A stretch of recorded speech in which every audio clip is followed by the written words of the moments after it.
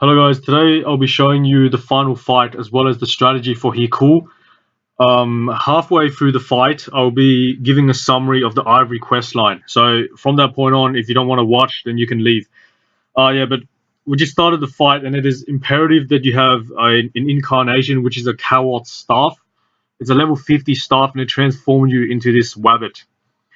So basically the strategy is you have to keep running away and on the every 2 turns he puts you in gravity state, so you cannot pretty much teleport or jump. So that's why on the odd turns you teleport, and on turn 3 I killed the summon immediately. So what happens now is that some of the blocks on the screen, they have the ability to shoot coming out. But if you hit them, they can no longer shoot. So some of these here have like 3 holes coming out of them. That's it's a shooter basically, and they shoot in a straight line, and they only shoot if they have the blue symbol above the head, and that is randomly generated. So you have to get you have to hope that it works by luck. Yeah, so I also recommend you have an Abyssal Dofus with you, because you get 2 MP raped every single turn of the fight for an infinite amount of turns. So having the extra MP helps. So I'm using my IOPS Abyssal Dofus for this fight. But you notice that the shooters have started to attack Hyrkul because he was in line and they're in the blue state. So see right now he's in line with them, and they're the blue state on the head. Therefore it attacks Hyrkul. He starts the fight off with 100% resistance, and the shooters do 1,000 damage on 0%, and every time they attack, Hyrkul loses 10% resist. So right now is at 60% resist, so the guy is doing 400 damage. The shooter's doing 400 damage on him. So basically you want to try and get him in a get him linear with the shooters, and then keep running away so that he can't come to you, because he has a spell that can minus 10 MP and put you in gravity state for a turn if he's linear with you. He's not linear now, so that's good. But if he's linear with you, he's going to do that, and minus 10 MP means you can't move at all, and then the following turn he's going to do 2,000 damage on you, and then you're pretty much stuffed. Alright, so I'm just running away and luring him here, and then I'm going to teleport to the other side of the map again. Another thing about this incarnation is that if you use the coward spell on a block, it attracts you towards the block. I am also wearing a Dokoko, which heals my HP 10% every turn. No, every 3 turns, because I don't. This incarnation does not have an ability to heal. So another example right now is that the blocks there have the blue state, so they're going to hit Hyrkul. He lost 10% resist. He has 50% resist remaining, which explains why the thing is doing 500 damage, because the base damage is 1,000 on 0% resist, that is. Alright, so none of them have blue at the moment, so they're not hitting him. Some of them have blue, but they're not linear to him, and they're not facing him, which is the reason why they don't attack. They have to be facing Hyrkul as well as be linear with Hyrkul. We're not having much luck here. Like I said before, they're randomly generated. Alright, they generated the blue now, but it's not linear, so we have to teleport to the other side and try run again. I am using my E-neutral set for this fight because I needed 6 range. My Osa set only has 1 range. Yeah, but we're getting pretty unlucky because there's no blue symbol on top of the shooters' heads. Now there is. So the next turn he's going to lose some health. Yeah, like that. Alright, so stay tuned. I'm going to explain, give a summary of the Ivory questline. Okay, so I'm going to provide a summary on the quest of Ivory Dofus. I'm going to be focusing on the PVM aspects of the quest only, because the other stuff such as crafting items or talking to NPCs is pretty straightforward. I'm also going to mention some achievements or quest prerequisites that are required for some of the quests. Okay, so to start off the quest line, which is the first quest is the White Dragon. You have to talk to Mariana, which is the NPC in the I think it's Nauseating Swamps. You also start Emerald, Turquoise, and Crimson quests there. And for this quest, the only bit of PVM that's important is that you have to defeat the Cat's Eye dungeon, which is in one of my previous videos. I also did that.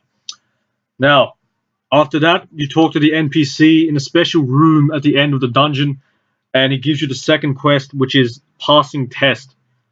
Now, it is recommended that you have a level, well, it's compulsory that you have a level 100 alignment, order 5 specifically, because one of the steps in this quest, you have to enter a room at the top of Bonta Palace, and in order to enter that room, you have to be order 5.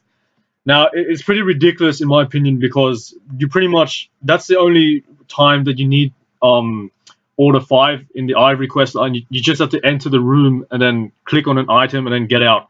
So all that time spent getting level 100 alignment, and that's all you pretty much use it for. Yeah, so I remember a few quests from the alignment quest as well. I think it was quest 86, you have to defeat Kutan. Quest 96 is Mrs. Freeze dungeon, and quest 98 is Ilizali. Those are the difficult ones in my opinion. Every other one is pretty easy. Okay, so after that, you have to defeat the Belly of the Whale dungeon, which is the Protozoa. That one was difficult. It took me like 2 days to defeat. Yeah. Alright, so after you finish that, you can start the third quest, which is the Grey Country. It's actually, this quest is the easiest because it only takes like 10 minutes, to be honest. You need to go to Ilizali dungeon and talk to an NPC outside. He'll let you into the final room, and then you equip a mask, and then you enter the portal to get to a new area. This area is only accessible for people who have finished the quest or are doing the quest. Yeah, there is one fight involved. It's pretty easy. If you stall the fight for, I think it was 6 to 10 turns, I can't remember what. An ally, I think it's like some sort of knight. He spawns in your team, and then he one hit KOs the enemy, and you win the fight automatically. Yeah. After that, it's quest number 4 is Break in Enurado. You have to will obviously find the portal to Enurado, and then you have to defeat King Nida's dungeon. But before you do this, you have to finish some sort of quest, which is in the Oriphelis Quarry, which is the area at the top right. I can't remember the name. I'll probably put it in the description box below when I remember. Yeah, so you need to beat King Nida's dungeon and then fight a precious chest at the end, which has 16,000 HP. So I recommend you stay there with your team and defeat that together. Now, quest 5 is a long one. It's called Nordeal. This one is probably the most difficult because of how many monsters you need to beat. Now, the Ilizali area is called Barracks of the Day Without End. You have to defeat 40 monsters in that area, 10 of each type. And then after that, you have to defeat 3 mobs of 3 Mrs. Freeze's mobs, which is like the Skateman, Stalak, etc. After that, you have to defeat Tal Kasha dungeon, which was pretty annoying getting there as well, because you have to like open the gate and beat the mob.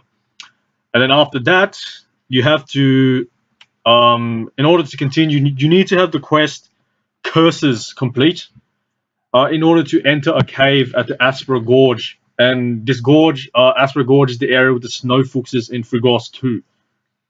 Yeah, so after that, when you enter, you will unlock quests 6, 7, 8, and 9. And once all these quests are finished, the quest Nordeal will be finished. So now, continuing on to quest number 6, which is Oh Happy Spray.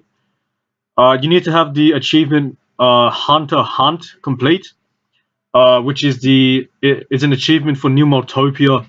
and you need this to access the cave. Several fights are required for retrieving resources, so I recommend you bring a team.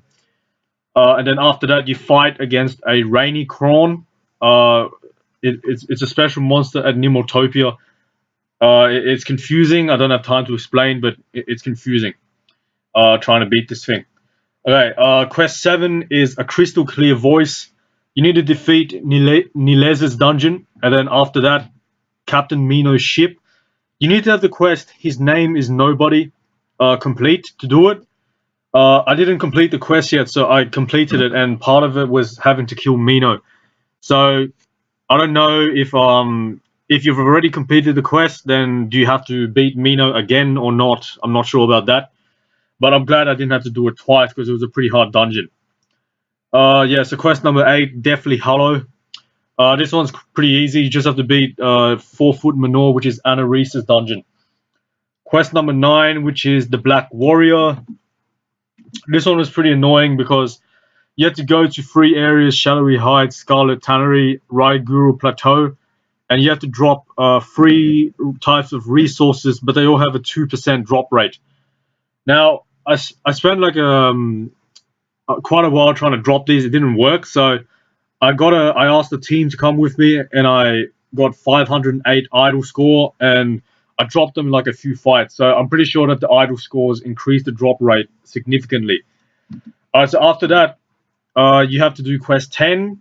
Okay, wait. So once you finish those quests 6, 7, 8, and 9, you will be finished quest number 5, Nordeal. Then you can do quest 10, which is Time to Die. Now, to finish this, you have to do Sylarg's dungeon. Not too bad. Yeah. Then you have to go to Agony Valley, which is the area with the Reaper Lax and stuff. I recommend you bring some help for that because there's an annoying mob. Then you have to beat Hyrkul, which is the monster I'm fighting right now in the video, Hyrkul. After you beat Hyrkul, you will go to the area where you did quest 3, which is Ilizali, stepping through that portal to go to the special area. Talk to the queen there. Has a question mark above the head, so it's easy to spot. After you finish that, you have to go to Cat's Eye, the end of Cat's Eye dungeon, to the special room, and then you finish the quest. So I'm just going to go portal hunt now, I think. Well, no, portal hunt after I talk to the queen. Yeah. Yeah, I'm just going to skip some parts because it's ridiculous. Yeah, so you talk to the NPC and then put on the mask, step through the portal, and then you pretty much reach the area. Talk to the queen. Now talk to Dardon Darko, which is at Ecaflippus. I'm going to go and start a portal hunt to find the Ecaflippus portal right now, so just bear with me. You start the portal hunt in Voyager's Tower.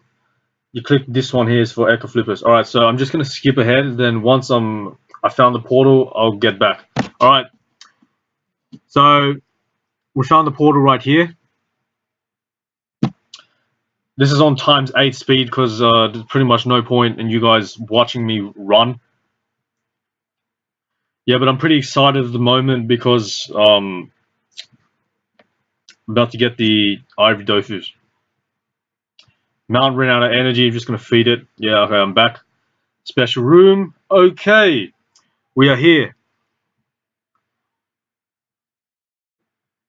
That's what he looks like. Yeah. Approach the Ivory Dofus. Final line of the quest. Talk to the Ivory Dofus. Click it.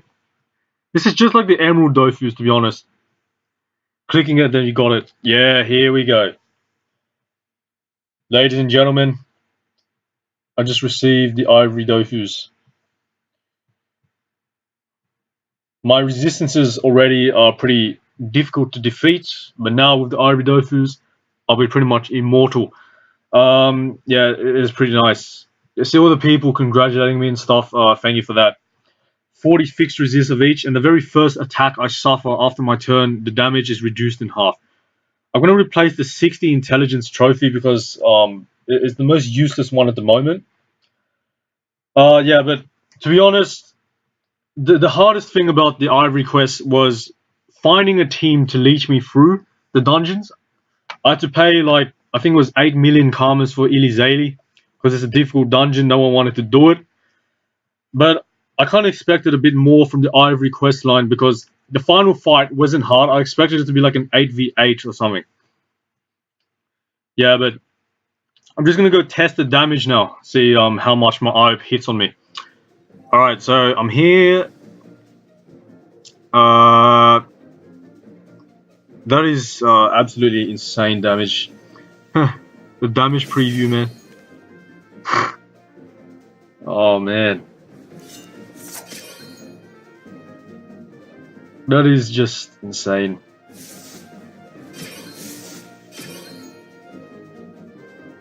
On somebody with like no resist, I usually do like 500 to 550 on concentration.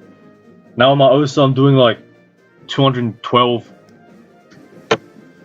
Yeah, but basically the very first turn, first attack, you get 50% damage sustained.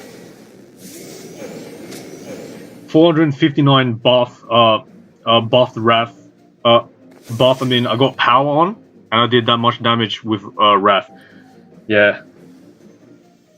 This Ivory Dofus is actually going to be quite useful for me if I try to do 1v1 because immediately after there's only one person and then it's my turn again. So the very first hit that I suffer from them will always be it's always going to be from them. That is the -2 divided by 2. So yeah, but thank you guys for watching. If you're doing the Ivory quest, I wish you luck and I'll see you at the next video.